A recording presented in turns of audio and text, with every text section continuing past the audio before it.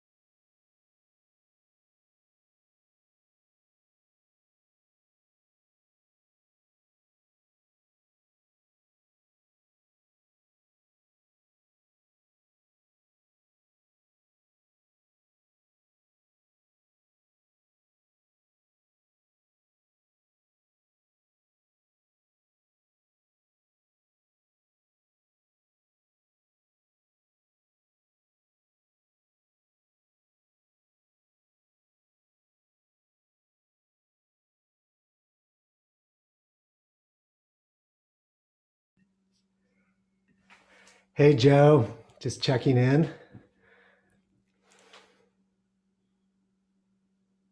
Hey there. Hey, just do a little sound check right now. Sounds good. Let's see. Oh, there we go. Test, test, test. Yep. Test, test, test. Sounds good. Test, test, test. Sounds good. Okay, great. And the lighting looks okay. Lighting looks good. Okay, thank you. So, thank you everybody for joining me. We will begin shortly with Gay Physicists. We're so glad you're here in just a few minutes. Yay!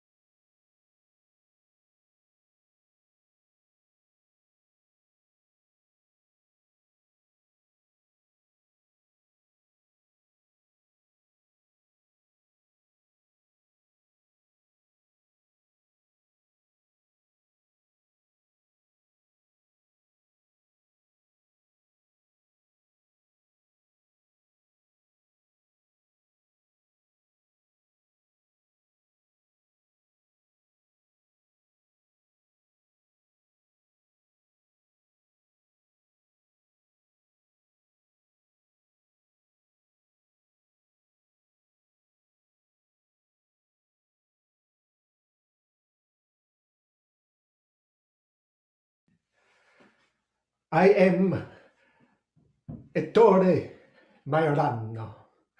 I am a physicist. I am a genius.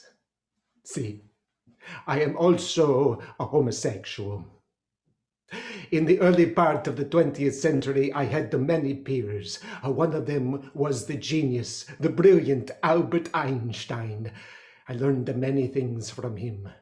One was relativity, which to me meant that I would see the world relative to my position. I would observe things, and my position would be unique. And that would be the position of a homosexual. Einstein taught me the greatest thing about what it means to be a physicist. The one requirement of all great physicists, they must have one thing, a crazy hair. So you see, inspired by Einstein. I was living in Italy in the early part of the century, studying the physics. And because of my unique position, I could see before anyone else. I could see the alternative. I realized that there would never be enough uranium-235. We could never separate enough to create the fission reaction. But we could, after the reaction, have enough from uranium-238 to create a new element. That element would be a plutonium, and then we would have the key to fission. You see where I'm headed with this? Yes, then we could create. But how could I see this? Because I was a homosexual. I was used to seeing things that nobody else saw because of my experiences. I had been bullied as a boy. In Italy, it was not illegal, but it was handed over to the church as a moral issue, and they said it was a sin. I was castigated by the priests, hassled by the police, and beaten. I suffered, but it gave me my unique perspective. Relativity, I could see things, observe them as nobody else could. And when this thing arrived, I understood it because it was new, and I was something new, a gay physicist. And I could appreciate it because I appreciated my newness and its newness. I appreciated what was new. But perhaps I should start at the beginning. See, I was born in Catania, in Sicily. My family was Catholic, of course. I was raised to believe that God was at the center of our universe and we revolved around him. He controlled us, he led us, he guided us, he was the center and we were in his orbit. My family were all engineers, so I would be an engineer. We would build the new Italy, the roads, the buildings, the bridges. And when the fascists came to power, they would look to us to build the tanks, the planes, the weapons, the destruction. But I was fascinated by the atom. I wanted to look inside the atom, not the surface, but what was below the surface. Not appearances, but sub-appearances. The truth within the center that was not always visible. Not this, not that. Not the protons or the electrons, the positives, the negatives, but what was in between. Because that is what I was, something in between. I was a neutral. So, of course, I discovered the neutron. What was in between? So now let us enter the atom and look at first the nucleus and the electrons. So I will begin as the nucleus and then I will add the electrons. So here I am as the nucleus.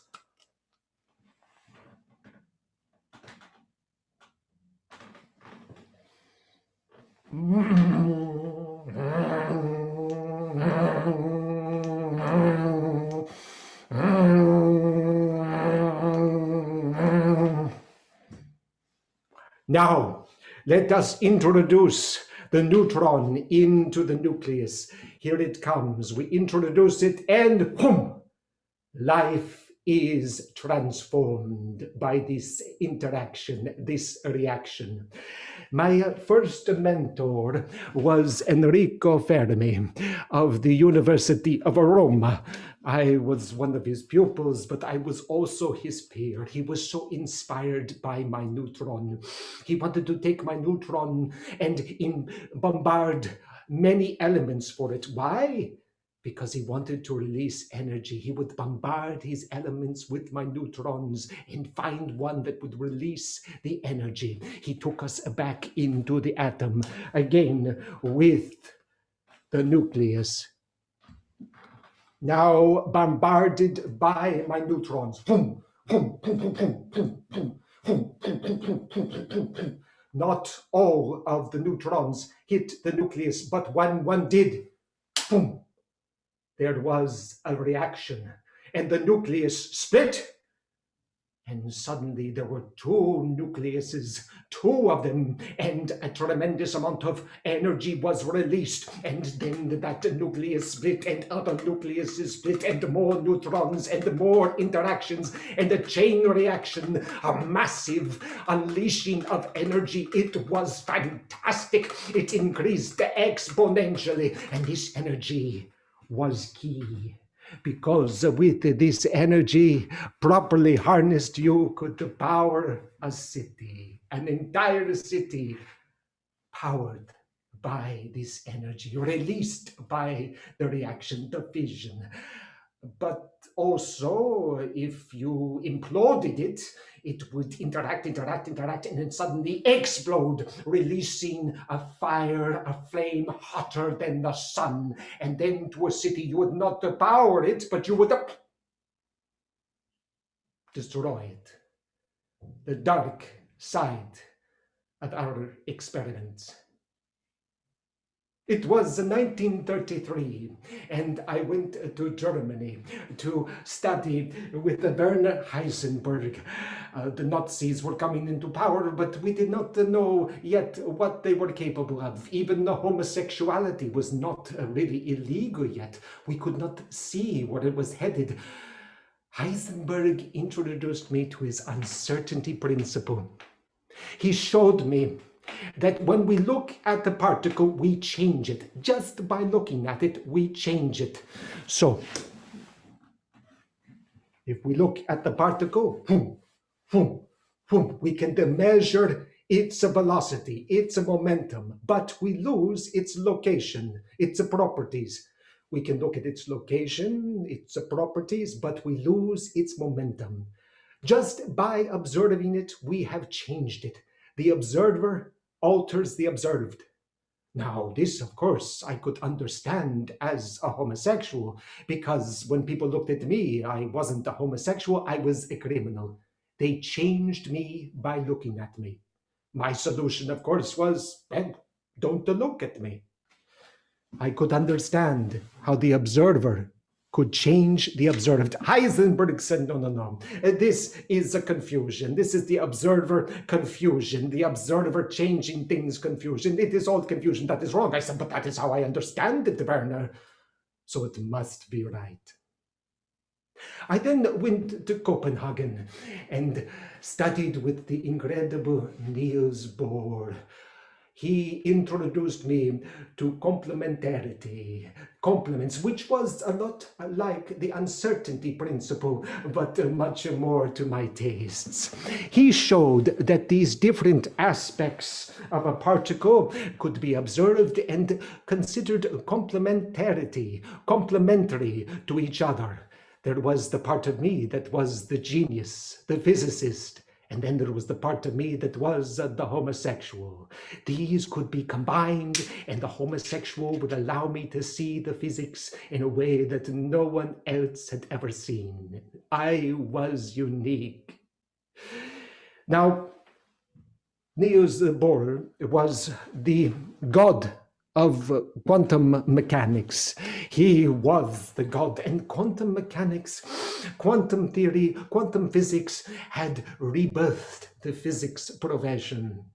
Before quantum physics, there was classical physics. Very simple. You had your nucleus, and revolving, orbiting around it elegantly was the electron. Beautiful, with the nucleus in charge, supreme, like the sun, like God.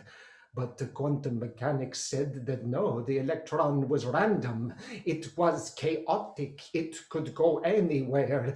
Quantum mechanics eliminated causality. It took the cause, the push away from the nucleus. And with causality eliminated, there was, of course, no God. No God. Well, this was deeply, deeply distressing. It was a disaster to me as a Catholic. No God. There could be no good or bad, evil, goodness, sin, or redemption, nothing. But it was, I realized, a good disaster because, of course, it would mean that homosexuality was not a sin. But this is all theoretical. All theory. I was living in the real world. And the real world was ruled by Mussolini in Italy and Adolf Hitler in Germany. And they became more and more repressive. And they were not interested in us because of power plants. They subsidized, they paid for our research. And why did they pay for our research? So that we would create bombs. They wanted to have that kind of mastery. And there I was, like all the physicists, trying to decide where I would go in the world to build my bomb. Would I go to Germany? Would I go to Italy? To America, the United States, to Great Britain? I could not decide, but I knew I didn't want to go to Germany because they were beginning to arrest homosexuals, put them in concentration camps in Dachau. I knew I did not want to build my bomb for Mussolini, for Italy, because they too were cracking down, like the Nazis, on Jews and on deviants like myself, homosexuals. But would I go to America to build it for the democracy? They hated the homosexuals too, persecuted them. Would I go to Great Britain? They did not like the homosexuals either. Nobody did. All the places that I could escape to hated the homosexual. I decided that none of these places deserved my bomb, so I would not give it to any of them. There was another problem with the bomb, of course, too. In trying to live, all these countries were ensuring their destruction. A matter and antimatter, particle, antiparticle. They would ensure their own destruction, just as I. If I stayed or went to any of these places, I would be destroyed. My private self, my homosexuality would eventually destroy my public self. I would be consumed just as these bombs would consume the world. It happened to one of our greatest geniuses. It happened to Alan Turing. He was a great mathematician, probably the greatest. He invented what would become to recognize as the computer, but more importantly, he won the Second World War for Great Britain. With his math, he cracked the German Enigma code, the U-boats. He defeated the German submarine campaign against Great Britain. He was Great Britain's greatest hero because he won the war for them with his math brilliance. That was his public life, the hero. His private life, he was a homosexual, a villain, a criminal. He was persecuted as a homosexual, so his public life, his heroics were defeated, snuffed out by his private life, by his homosexuality, by the persecution of the English government, which would not show its gratitude. Would anything be left in such an interaction? Yes. This would be my next discovery. Even in that destruction, the personal being defeated by the private, the public being undermined by the homosexual, even in that interaction, there would be some energy left. The neutrino, which I discovered. See, I had discovered the neutron, and now I discovered this little packet of energy, this neutrino, the little neutrino. Meanwhile, Enrico Fermi, my inspiration, my colleague, he was married to a Jewish woman, and the Italians started to crack down on Jews, so he fled. He went to America, to Los Alamos, and helped to build the atomic bomb, the one that flattened Hiroshima and Nagasaki. Niels Bohr, eventually he too fled from Copenhagen to Great Britain to encourage the creation of the atomic bomb. Even Einstein fled, this brilliant man, but he was Jewish, so the Germans drove him out. He fled. Their most brilliant scientist fled to the United States to encourage President Roosevelt to build atomic bombs to defeat the Germans. Heisenberg stayed in Germany and helped to build the German atomic bomb.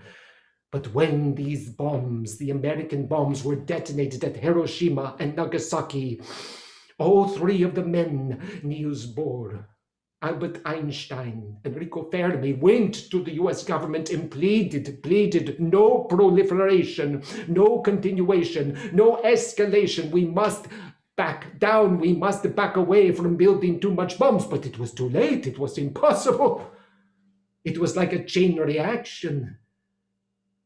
Their device for saving the world had built into it its own negation. There was no stopping it. They had built bombs. Would I build bombs for the fascists? No. Would I build bombs for the democracies? No. Because ultimately it would destroy everything. But something would be left. If I could break the equation, if I could make something new and unique, like myself, happen, then something would be left. When all the matter was gone, matter, antimatter was gone, there would still be left the neutrino, my neutrino. And specifically a particle named after me, which was sometimes a neutrino, sometimes just me, the Majorano particle. Turing destroyed himself. Alan Turing, his private life destroyed his public life. The hero was destroyed by the homosexual who was persecuted. The hero destroyed by persecution. But even after that destruction, a little bit of energy was left of Turing, his little neutrino, just a little bit of energy. But he snuffed that out with the suicide. He destroyed himself.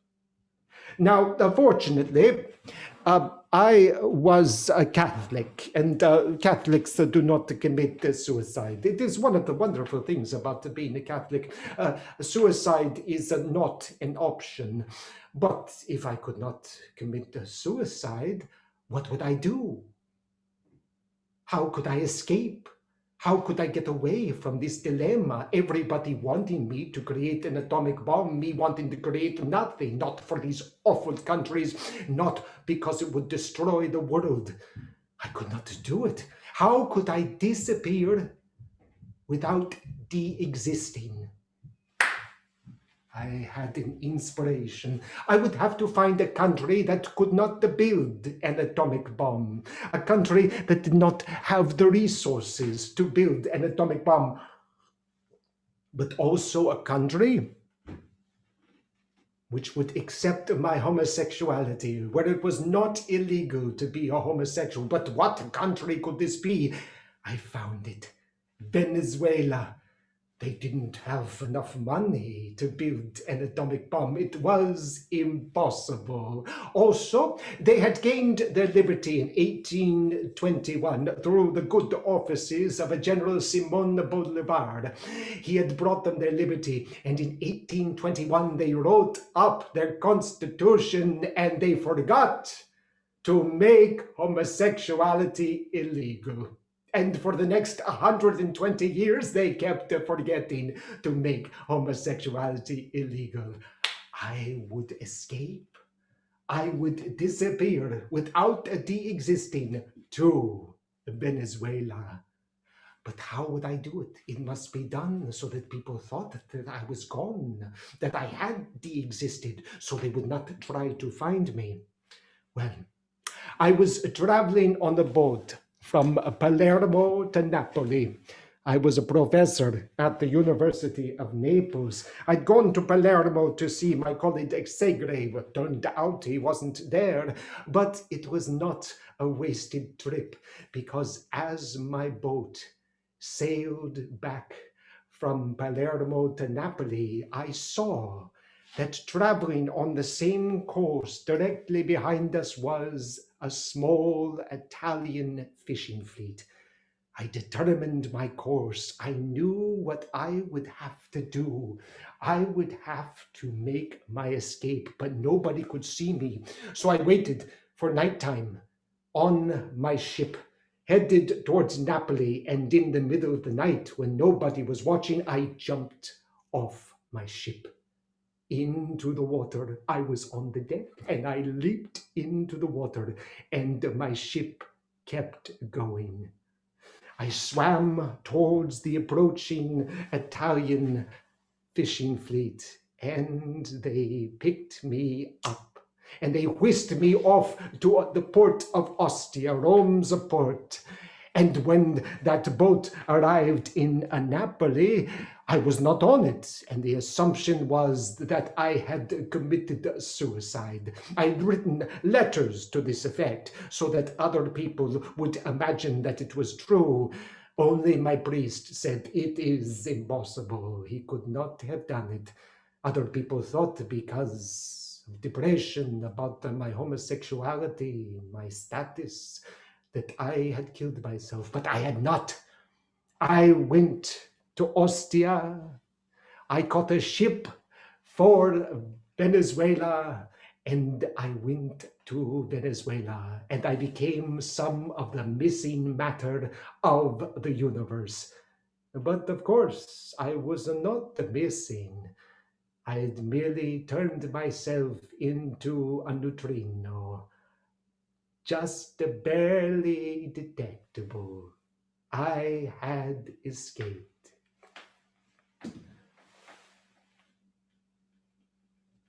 The bombs were created. Everybody thought I was dead, a suicide. And I lived in Venezuela. They say, some people, that they saw me there until 1959. Oh, perhaps. I would not say. But finally, not so long ago, the Italian government determined that I had not committed suicide. I had not been killed by the Nazis because I knew too much about all the bombs being created. I had not been killed by the Allies. I had not been arrested and thrown in a jail and died there. I had not gone into a monastery. I had not gone into a nunnery. They thought I went into a nunnery, a convent. They thought I would become a nun. Crazy. None of these things. They said that I had been spotted many times in Venezuela, and they put it to rest that I had survived. The physicist who did not contribute to the destruction of the world. The one physicist who had no responsibility in the death we face. Also, I was able to live out my life as a homosexual. I was never persecuted. I was never blackmailed. I lived peacefully in the new world with new ideas. I was able to solve this problem, the most difficult equation of the middle of the century that faced all physicists, what side to be on in a conflict that has no sides, that has no winners. I absented myself. I disappeared into the background radiation. My legacy? Well, this computer. Although I suggest to you that this computer is much more Alan Turing's computer. When my neutrinos are used to develop the Marana computer, then there will be a God. Then there will be causality. Then there will be mastery, but no destruction. A computer cannot destroy. Arrivederci.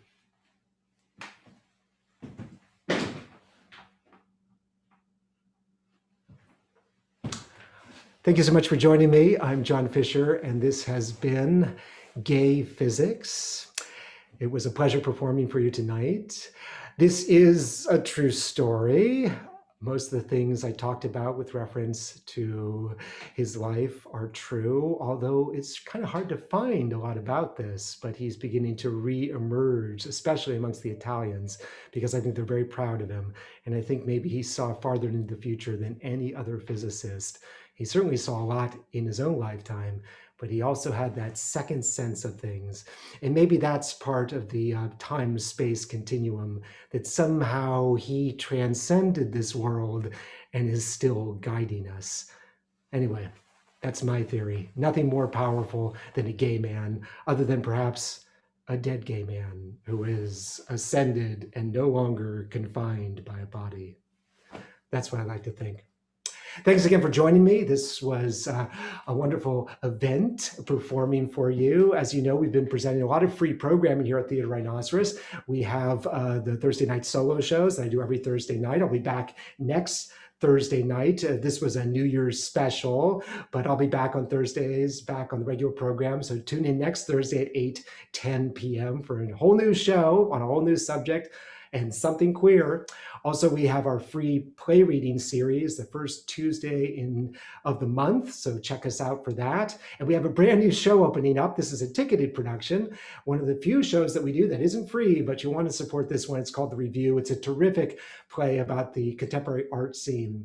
If you'd like to support us in these complicated COVID-19 times, you can do so by sending us a check or anything else you'd like us to have. You can send it to me personally at my COVID-19 office. That's John Fisher, Theater Rhinoceros, 91 Central Avenue, Suite number 102, San Francisco, California, 94117, or go on our website, therhino.org, and you can donate through our website there. But more than anything, we want you to check out the website to see what's coming up and all the programs we have.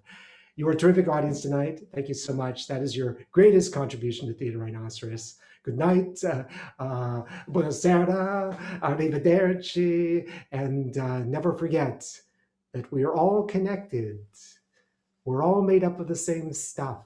It's all floating around out there. We're all part of this big, wonderful field, and our energies influence everybody else's energies, and our flows, our waves, our particles are reacting with each other. Good night.